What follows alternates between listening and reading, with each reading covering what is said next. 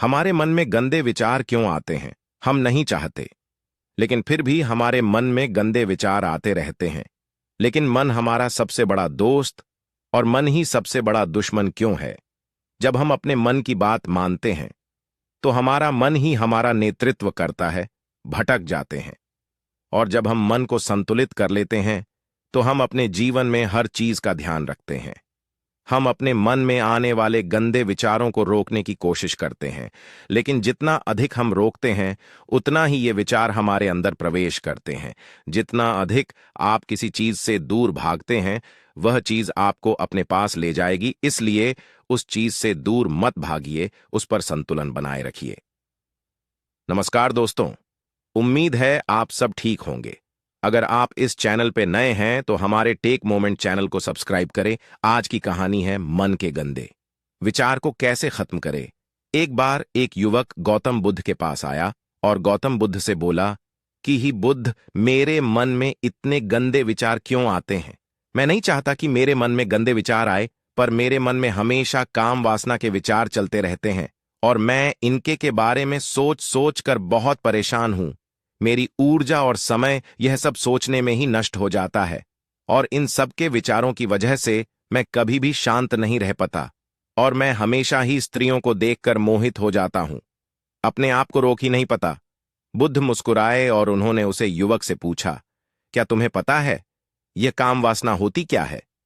फिर लड़के ने उत्तर दिया और कहा, बुद्ध, मैं यह तो नहीं जानता कि काम वासना होती क्या है, पर हां, ये जो भी है बहुत बुरी चीज है। फिर बुद्ध ने उसे युवक से कहा कि सबसे पहले तो तुम यह समझना है कि प्राकृतिक रूप से जो भी चीज हमारे अंदर है वह बुरी नहीं है। हमारे जीवन में उसकी कुछ ना कुछ जरूरत है। वासना कोई बुरी बात नहीं है, यह तो हमारे मन की एक भावना है जो हमें किसी ना किसी चीज की कमी का एहसास करवाती है और फिर हम उसे चीज को पाने के लिए उसे चीज की तरफ आकर्षित हो जाते हैं। जैसे अगर तुम्हारे पास धन की कमी है तो तुम में धन पाने की वासना उत्पन्न हो जाएगी। तो वासना कुछ और नहीं, बस एक प्रकार की कमी है जो कि एक प्रकार की जरूरत का एहसास है, और जब ये जरूरत शारीरिक हो तो हम इसे काम वासना कह देते हैं।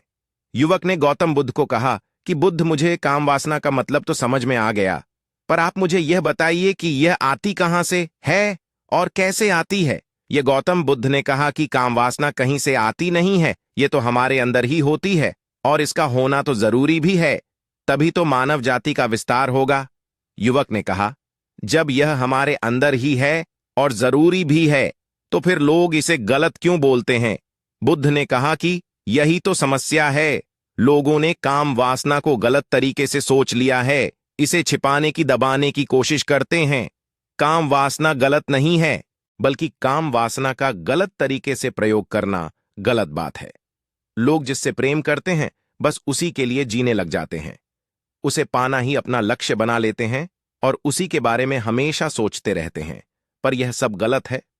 बुद्ध ने युवक से कहा, क्या तुम्हें पता है जानवरों में भी काम वासना होती है? युवक ने उत्तर दिया, हां बुद्ध, जानवरों में भी काम वासना होती है, क्योंकि जानवर भी तो आखिर अपनी पीढ़ी को आगे बढ़ाएंगे। बुद्ध ने कहा, तो फिर हम जानवरों की काम वासना को गलत क्यों नहीं कहते? युवक ने कहा, मुझे नहीं पता, महात्मा आप ही मुझे बताइए। गौतम बुद्ध ने कहा कि जानवर अपनी काम वासना का प्रयोग आनंद प्राप्ति के लिए नहीं करते, वह तो सिर्फ संतान उत्पन्न करने के लिए काम वासना का उपयोग करते हैं। जानवरों को प्रकृति ने इतनी समझ नहीं दी कि वह काम वासना को अपने सुख का आधार बना सके, जबकि मनुष्य अपनी समझ के बलबूते पर प्रकृति में पाई जाने वाली प्रत्येक वस्तु को अपने सुख के लिए अपने प्रयोग करता है। हम इंसानों ने ही काम वासना को अपने सुख का साधन बना लिया है, जबकि प्रकृति ने तो हमें अपने वंश को आगे बढ़ाने के लिए दिया था, लेकिन इंसानों ने इसे अपने जीवन का परम लक्ष्य बना रखा है, और इस तरह से काम वासना का बेलगाम हो जाना गलत है।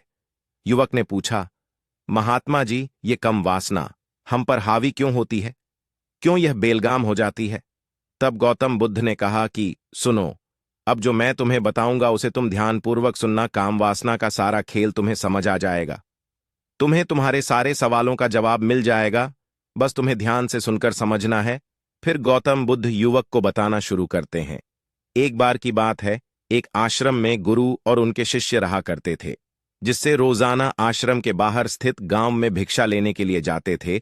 उसे आश्रम का एक शिष्य जिस गांव में भिक्षा लेने जाता था, उसे रास्ते में एक नदी पड़ जाती थी, जिससे रोज उसी रास्ते से भिक्षा लेने जाता था। एक दिन उसे ने देखा कि एक लड़का पेड़ के पीछे छिपा है। वह उस लड़के के पास गया और उससे जाकर बोला, भाई, तुम इस पेड़ के पीछे छिपकर क्या देख रहे हो? लड़के ने कहा, अरे तुझे नहीं दिख रहा क्या कि मैं क्या देख रहा हूं? तब शिष्य ने नदी की तरफ देखा तो वहां पर कुछ लड़कियां पानी भर रही थीं। वो लड़कियां 14 से 15 साल की होगी। तब शिष्य ने उसे लड़के से कहा, अरे भाई, वहां पर तो लड़कियां पानी भर रही हैं, इसमें छिपकर देखने वाली क्या बात है? तब वो लड़का शिष्य की तरफ देखकर उससे कहता है, अरे पागल, तुम्हें दिखाई नहीं दे रहा? ये परी कैसे नदी से पानी ला रही है? जरा उनकी अदाओं को तो देखो, उनके कोमल शरीर को देखो। उनकी पतली कमर मटके को उठाते समय बल खाती है, और उनके बाल उनकी कमर पर कैसे लहरा रहे हैं, मानो सुंदरता बिखरी पड़ी हो। उसने फिर से नदी के किनारे देखा, और इस बार वह नदी के किनारे देखता रहा। अब कुछ भी दिखाई नहीं दे रहा था, और वह बिल्कुल निडर था।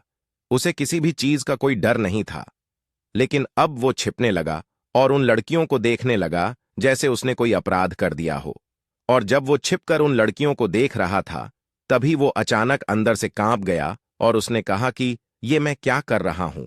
मैं जो कर रहा हूं वो सही नहीं है, मुझे यहां से चले जाना चाहिए। और फिर वह जल्दी से वहां से चला गया। वो आश्रम पहुंच जाता है। आश्रम जाकर वो अपने कार्यों में लग गया।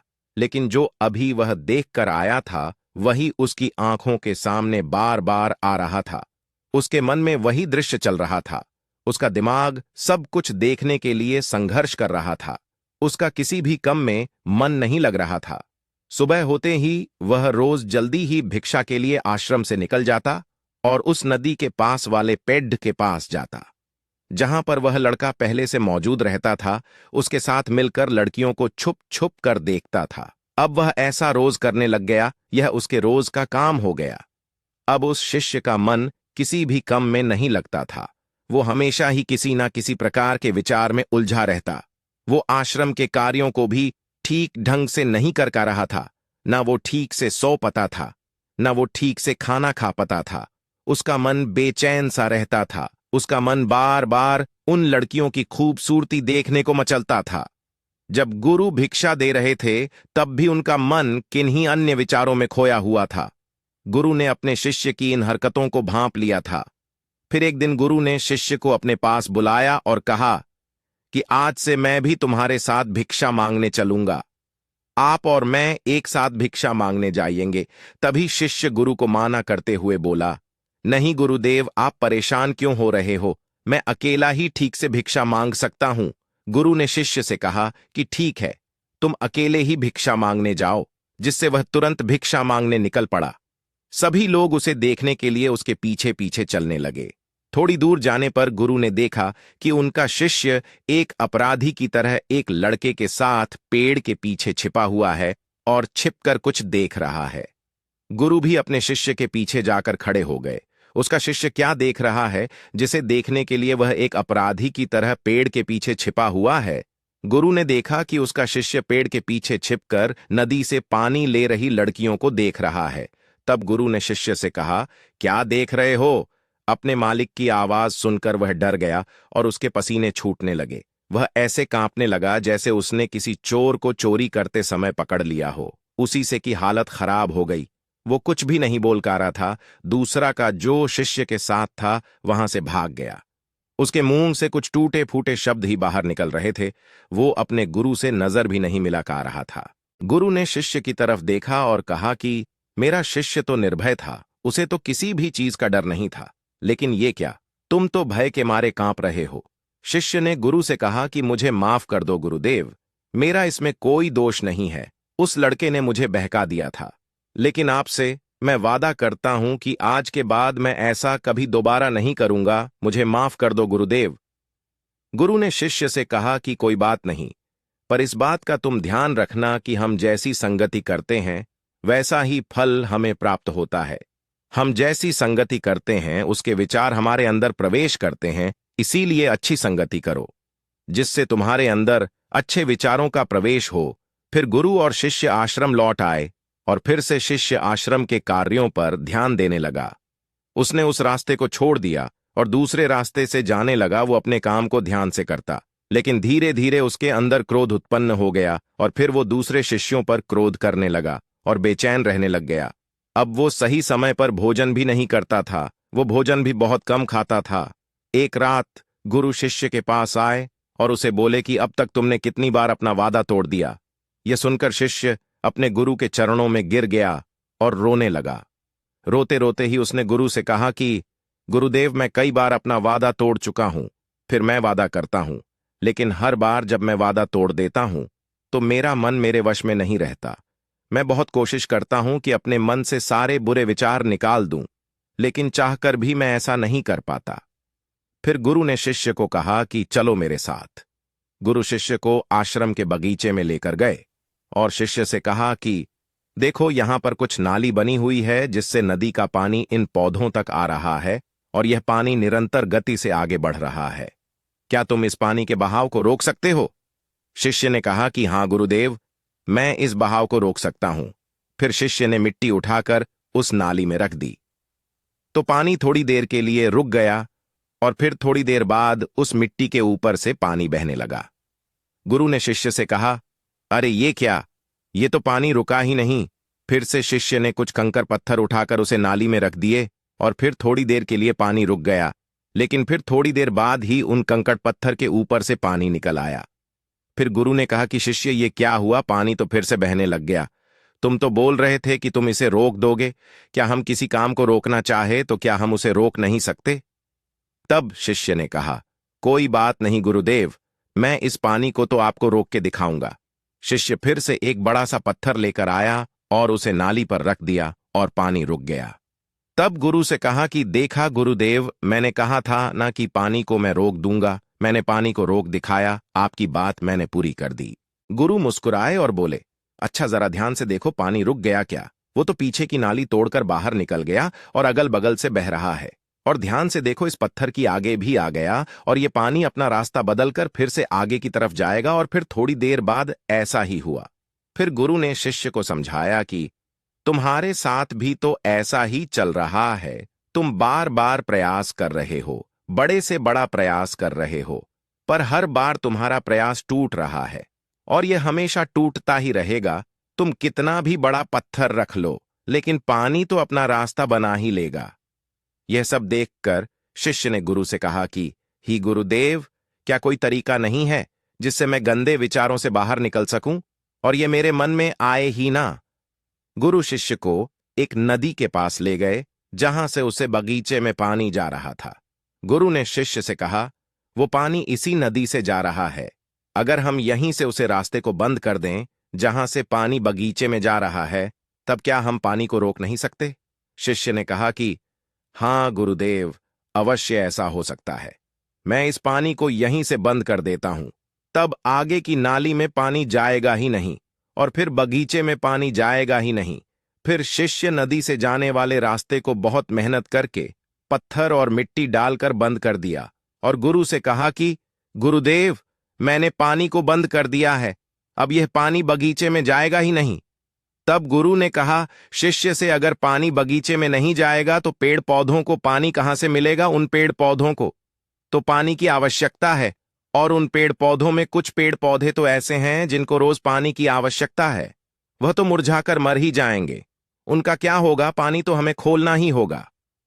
शिष्य ने गुरु की बात सुनकर वापस नदी से जाने वाले पानी का रास्ता खोल दिया। तब गुरु ने शिष्य से पूछा, शिष्य, अगर हम इस नदी के पूरे पानी को बगीचे की तरफ मोड़ दें तो क्या होगा? तब शिष्य ने जवाब दिया कि गुरुदेव, वहां पर जितने भी पेड़ पौधे हैं वो गलकर नष्ट हो जाएंगे, वहां पर कुछ नहीं बचेगा। फिर गुरु मुस्कुराए और बोले, तुम इस बात को समझो कि हमें किसी भी चीज को रोकना नहीं है, बस हमें हमेशा संतुलन बनाए रखना है। कम पानी से भी पौधे नष्ट होते हैं और ज्यादा पानी से भी पौधे नष्ट होते हैं। हमारा जीवन संतुलन से ही चलता है। गुरु ने शिष्य से कहा कि अगर मैं तुम्हें कुछ कहूं कि तुम आम के बारे में मत सोचो, तो तुम्हारे मन में सबसे पहले किसका चित्र आएगा? शिष्य ने कहा कि गुरुदेव, मेरे मन में तो पहला चित्र आम का ही आएगा। गुरु ने कहा कि जब हम गंदे विचारों को जबरदस्ती रोकने का प्रयास करते हैं तो वह और मजबूती के साथ हमारे अंदर प्रवेश करते हैं, हमारे अंदर उठाते हैं। इसीलिए हमें उन्हें कभी भी दबाने की कोशिश नहीं करनी चाहिए।